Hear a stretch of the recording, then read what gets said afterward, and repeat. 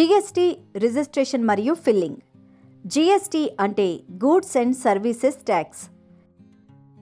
ఇంతకుముందు వస్తువులు మరియు సేవలపై వివిధ రకాల పన్నులు విధించబడ్డాయి. ఇప్పుడు వాటిని సేకరించి జీఎస్టీ విధించారు. జీఎస్టీ వల్ల వ్యాపారులకు పన్నులను చెల్లించడం సులభమైంది. నిర్మాణ సేవలపై జీఎస్టీ రేటు 18%. మీ వార్షిక టర్నోవర్ 20 లక్షల రూపాయల కంటే ఎక్కువగా ఉంటే జీఎస్టీ రిజిస్ట్రేషన్ చేయడం మీకు ప్రయోజనకరంగా ఉంటుంది. మీ దస్తావేజులన్నిటినీ అప్డేట్ చేయాలి. మార్కెట్లో జీఎస్టీ ఉన్న కాంట్రాక్టర్లకు ఎక్కువ పని వస్తుంది. జీఎస్టీ రిజిస్ట్రేషన్ ఎలా జరుగుతుందో చూద్దాం పదండి.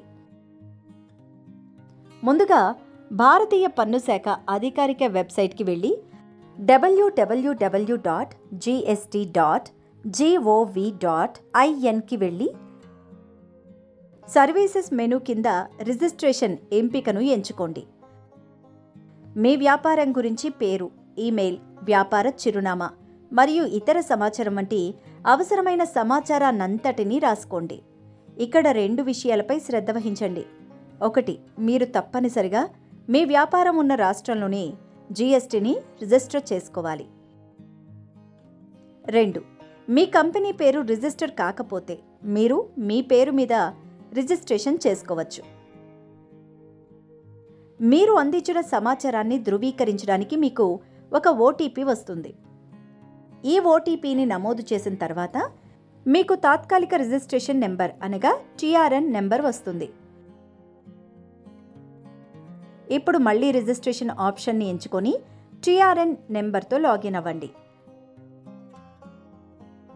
దీని తర్వాత అవసరమైన సమాచారాన్ని పూరించండి మరియు యాక్షన్ బటన్పై క్లిక్ చేయండి.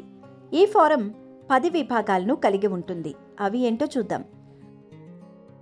మొదటి భాగంలో వ్యాపారం పేరు, రిజిస్ట్రేషన్ కారణం మొదలైన వ్యాపార వివరాలను పూరించండి.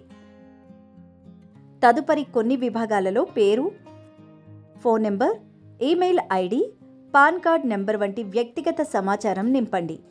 ఈ భాగంలో మీరు మీ పాస్పోర్ట్ సైజ్ ఫోటోను పెట్టాలి. 5వ విభాగంలో ప్రధాన వ్యాపార ప్రదేశాన్ని నమోదు చేయండి.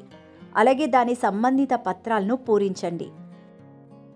6వ విభాగం అదనపు వ్యాపార ప్రదేశాల కోసం. 7వ విభాగంలో మీ సేవ లేదా వస్తువుల రకం కోసం హెచ్ఎస్ఎన్ కోడ్ తెలుసుకోవడం ముఖ్యం. 8వ విభాగం రాష్ట్ర నిర్దిష్ట సమాచారం గురించి మరియు 9వ విభాగం ఆధార ప్రమాణీకరణ కోసం. ఇది ధృవీకరించడానికి ఓటీపీ ఉపయోగించబడుతుంది. చివరిగా మీ దరఖాస్తును సమర్పించి ఈవీసీ ద్వారా ఓటీపీని ధృవీకరించండి. మీరు సమర్పించిన అన్ని పత్రాలు ఆమోదించినప్పుడు మీ జీఎస్టీ రిజిస్ట్రేషన్ పూర్తవుతుంది. మీకు జీఎస్టీ రిజిస్ట్రేషన్కు సంబంధించిన ఏవైనా ప్రశ్నలు ఉంటే మీరు స్థానిక పన్ను శాఖను సంప్రదించవచ్చు.